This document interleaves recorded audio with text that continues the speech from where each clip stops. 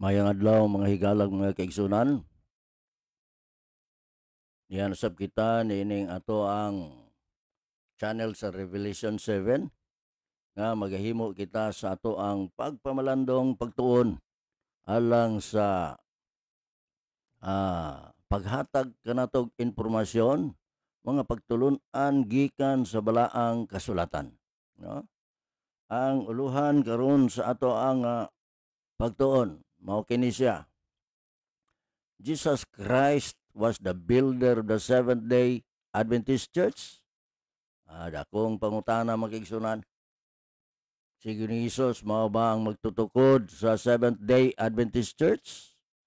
So, dinhi karon atong tukion ang mga teksto nga ato ang tan-awon ug atong sabton kun unsa o si kinsa gayud ang magtutukod mga kaigsunan sa Seventh-day Adventist Church. So, nagaingon din who is the builder of the church? Kinsa ang magtutukod sa iglesia? The first text to consider is Matthew 16:18, and I also say to you that you are Peter, and on this rock I will build my church, and the gates of Hades shall not prevail against it. Kasagaran nga teksto nga maogi atong hatagan sa pagtuki mao kining Mateo 16:18 og nga nagkalain-lain ang mga panghuna-huna o mahitungod niining mga teksto. Ang uban magaingon sila nga si Pedro, no? Mao ini lang ginauna og nga kasagaran sa mga simbahan. Nagahuna-huna gayod nga si Pedro mga higalag magkaigsunan. Akong basahon sa Cebuano mga igsoon, nagaingon dinhi, og sultihan ko usab ikaw nga ikaw si Pedro, og sa ibabaw niining bato pagatukuran ko ang akong simbahan o iglesia, og ang mga ganghaan sa Hades dili makabuntog niini. Niining mao nga teksto lang kun imong tan-awon pag-ayo, no? Ikaw si Pedro, og sa ibabaw niining bato pagatukuron ko ang akong iglesia, nga ang ganghaan sa Hades dili makabuntog niini. Sa laing pagkasulti, ang kamatayon dili makahimo sa pagbuntog. Pangutana mo, si Pedro ba buhi hantod karon? Wala na. Nabuntog na si Pedro, samtang ang iyang iglesia anaa pa. So, ang pangutana, padayon ta mga kigsunan. Atong tan-awon kung kinsa kining maong bato. No, kay mo man ang kinsa ang bato, who is that rock? Sa Griego mga kigsunan, Peter,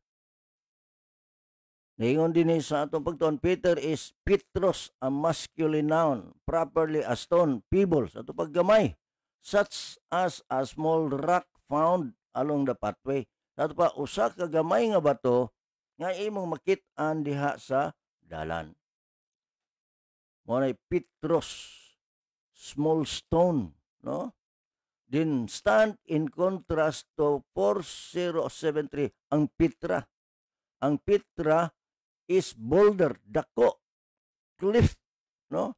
Ato ni mabasa, makuha na to na siya sa https://biblehub.com/greek/407.htm.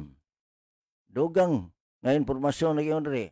Ang word nga rock diin gisgutan sa teksto nga ato ang basa mga kaigsunan. Gitawag og Petra, no?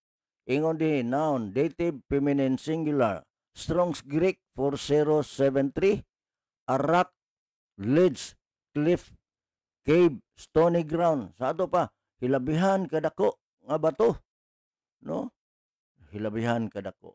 So, si Pedro, gamay nga bato, samtang ang rock nga gisgutan ri usa kadako nga bato. https://biblehub.com/strongs/Matthew/16 to 18.htm.